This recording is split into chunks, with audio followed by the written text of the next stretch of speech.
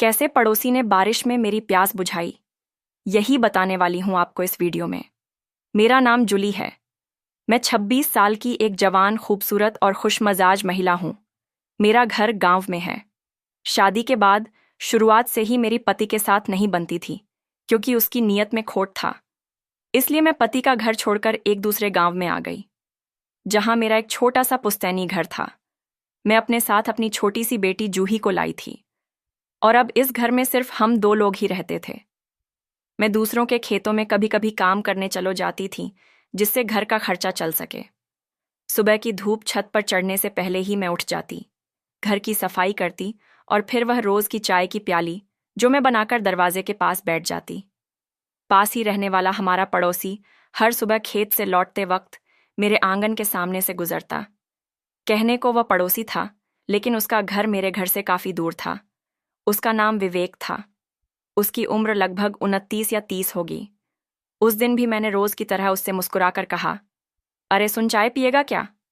अभी अभी बनाई हूं, दूध जरा ज्यादा है आज। और उसने मुस्कुराते हुए कहा, भाभी, आपके हाथ की चाय ना मिले तो दिन शुरू ही नहीं होता। मुझे हमेशा भाभी ही कहता था, और ना जाने क्यों इस शब्द में एक अजीब सा अपनापन था।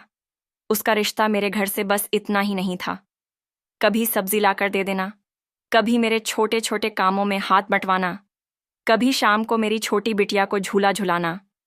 वह सिर्फ पड़ोसी ही नहीं था, एक परछाई बनने लगा था, और शायद मेरे घर का हिस्सा भी। एक दिन वो मायूस होकर आया। उसकी आंखें लाल थीं और चेहरे पर भारीपन। मैंने बिना कुछ पूछे एक प्याली चाय बढ़ा दी। उसने उदास मन से कहा, भाभी माँ अब नहीं रही। मैं चौंक गई, पर कुछ नहीं कहा।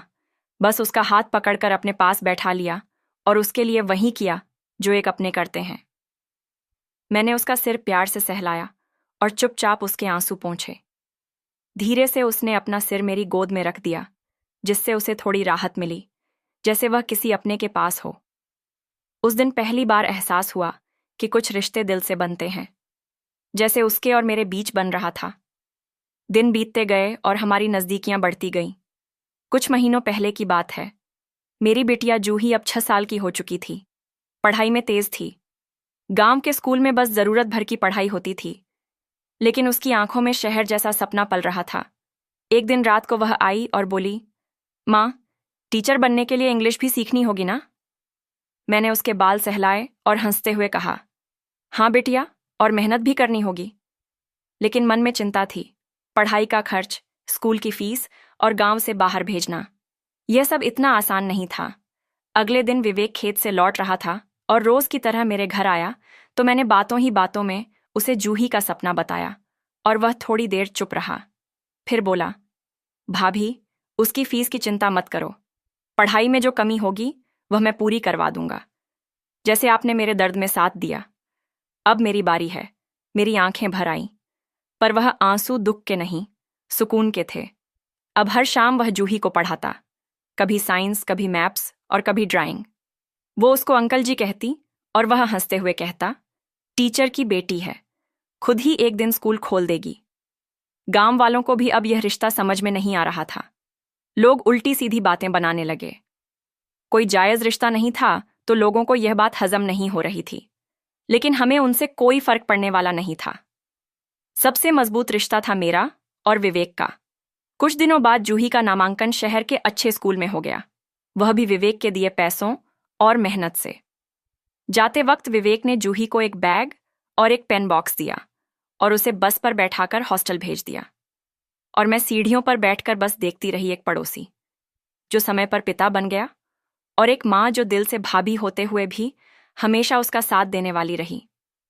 अब मैं घर पर बिल्कुल अकेली हो गई थी। जूही के बिना दिन उदास लगने लगा। एक रात जब मैं बना खाकर सोने जा रही थी, तो वह विवेक एक कमंडल में दूध लेकर आया। वह बोला, भाभी, ये दूध रख लो, आज डेयरी वाला लेने नहीं आया है। मैंने उसको अंदर बुलाया और बैठने के लिए कुर्सी दी, और मैं दूध की डोलची ले ली। फिर मैंने उसको खाने को पूछा। उसने कहा, खाना खाकर आया हूं। तभी अचानक तेज बारिश शुरू हो गई। बारिश इतनी तेज थी कि वह अपने घर नहीं जा सकता था। तेज ठंडी हवाएं भी चल रही थीं। मैंने उससे कहा, आज रात तुम यहीं रुक जाओ, गांव वालों को सब पता है हमारे बारे में, इसीलिए तुम्हारे यहाँ रुकने से किसी को कोई दिक्कत नहीं है। वो मेरी बात समझ गया। मेरे घर में एक ही कमरा था। हवाएं बहुत तेज चल रही थीं, इसलिए मैं उसे कमरे में ले गई और दरवाज़ा बंद कर दिया। अब बारिश के कारण लाइट भी चली गई और बिल्कुल अंधेरा छा गया। फिर मैं क्या ही बताऊं दोस्तों, मज़ा ही आ गया। इसके बाद हमने कैसे क्या क्या किया, अगर आप कमेंट में पार्ट 2 लिख देंगे तो मैं आपको आगे जो हुआ वह पूरे विस्तार से अगले वीडियो में बताऊंगी। आने वाली वीडियो देखने के लिए इस वीडियो को लाइक करके इस हॉट स्टोरी चैनल को सब्सक्राइब कर लीजिए। मैं फिर मिलूंगी अगली वीडियो में।